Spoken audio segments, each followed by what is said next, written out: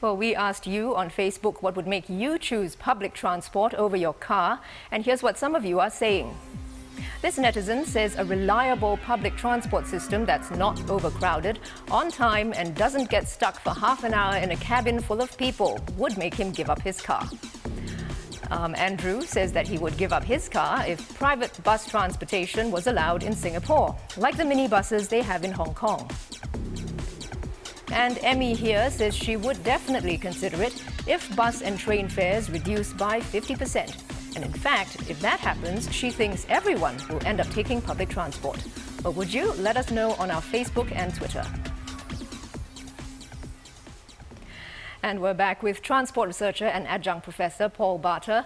Now, as we heard, lots of people very reluctant to give up their cars. What's your take on that? Yeah, we're certainly not surprised. Once a family buys a car and gets used to having that car, and if they've ever had a car for a few years, they tend to adjust their lifestyle around having a car. And so it's very difficult to go back once you've organised your routines around having a car. So it's no surprise it really does take a heroic effort on the part of the alternatives. So there's carrots and sticks. We've got sticks, we're all familiar with those sticks like ERP, COE, etc.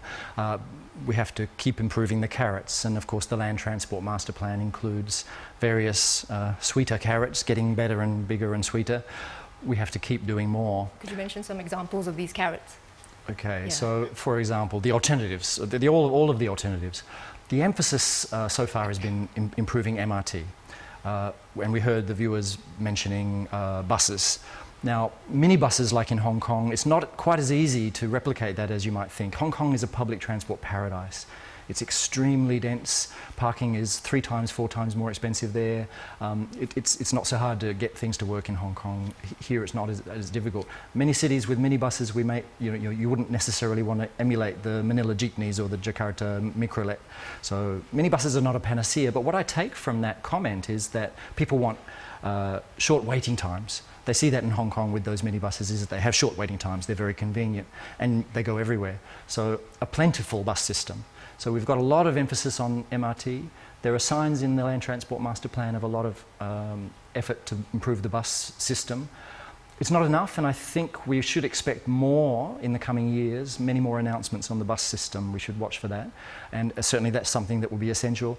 But we have to go beyond just buses and MRT. They're not enough on their own. What about initiatives like Park and Ride, or possibly even raising prices of parking in the CBD so that more people will be, in a way, forced to leave their cars at home? Yeah, forced is probably not the right word, but people can then, their choices reflect the costs that they're imposing on society. And certainly I think parking is one arena of those sticks. It's one part of the sticks that we haven't used as much as perhaps we could.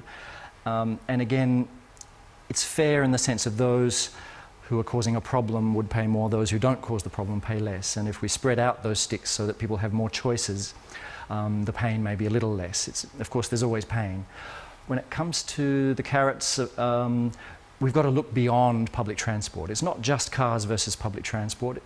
Many of the alternatives include different ways of having cars. It's much less of a problem for Singapore if people gain access to cars without owning a car. So using car sharing, using taxis, renting a car when you need it. You're much less likely to overuse a car if you have to pay when you use it, like a car sharing or taxi. Very interesting thoughts, but I'm afraid we'll have to leave it there. Thank you very much for joining us, Professor Barter. That was Professor Barter from the Lee Kuan Yew School of Public Policy on public transport issues.